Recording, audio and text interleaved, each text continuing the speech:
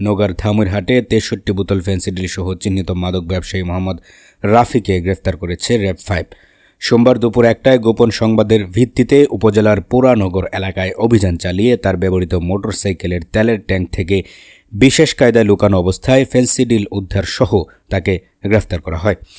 গ্রেফতারকৃত রাফি নওগাঁ জেলার ধামইরহাট উপজেলার বাসুদেবপুর গ্রামের মোহাম্মদ মুস্তাফিজুর রহমানের ছেলে।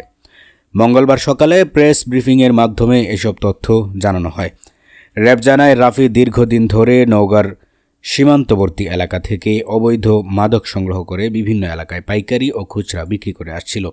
তার বিরুদ্ধে নওগাঁ সহ বিভিন্ন এলাকায় মাদক সরবরাহের অভিযোগ রয়েছে।